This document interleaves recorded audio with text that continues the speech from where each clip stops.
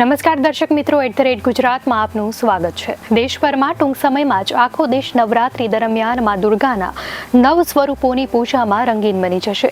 આવી સ્થિતિમાં કયા દિવસે માતાના કયા સ્વરૂપની પૂજા કરવામાં આવે છે, આવો જાણીએ। શારદીય નવરાત્રીનો પ્રારંભ પિતૃપક્ષના સમાપનના બાદ જ શરૂ થાય છે। સર્વ પિતૃ અમાસ પૂરી થયા બાદ બીજા દિવસથી શારદીય નવરાત્રી કળશ સ્થાપના સાથે શરૂ થાય છે। અશ્વિન શુક્લ પ્રતિપ્રદા તિથિએ શારદીય નવરાત્રીનો પહેલો દિવસ હોય છે। આ દિવસે સવારે સ્નાન કર્યા બાદ કળશ સ્થાપના થાય છે। ધાર્મિક માન્યતા અનુસાર નવરાત્રી વખતે વિધિ વિધાનથી માતા દુર્ગાની પૂજા કરવાથી બધી મનોકામના પૂરી થઈ જાય છે। ભક્તો 9 દિવસ પાઠ કરશે, પરંતુ 10 ઓક્ટોબરે પડતર દિવસ છે। 11 ઓક્ટોબરે મહાઅષ્ટમી અને નવમીની પૂજા થશે। શાસ્ત્રો અનુસાર સપ્તમી અને અષ્ટમી મળેલી રહેવા પર મહાઅષ્ટમીનું વ્રત નિષેધ માનવામાં આવશે।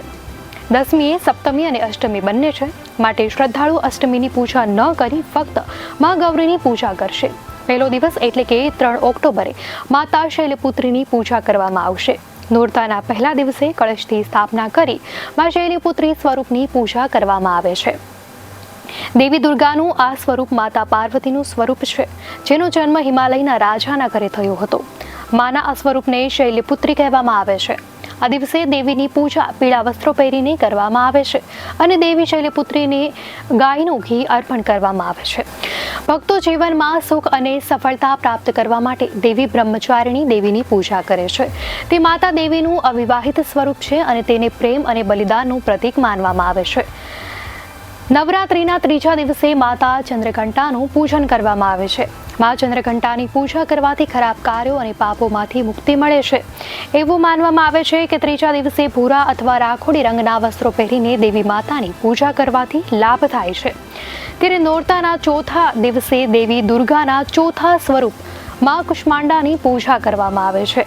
મા કુષ્માંડાને સુખ અને સકારાત્મકતાનું પ્રતીક કહેવામાં આવે છે અને તેમની પૂજા કરવાથી જીવનમાં સુખ અને પરિવારમાં શાંતિ આવે છે। ચોથા દિવસે કેસરી રંગના વસ્ત્રો પહેરીને મા કુષ્માંડાની દેવીની પૂજા કરવામાં આવે છે। નોરતાના 5મા દિવસે મા સ્કંદ માતાની પૂજા થાય છે। મા દુર્ગાના સ્વરૂપને ભગવાન કાર્તિકેયની માતા સ્કંદ માતા તરીકે સ્થાપિત કરાય છે।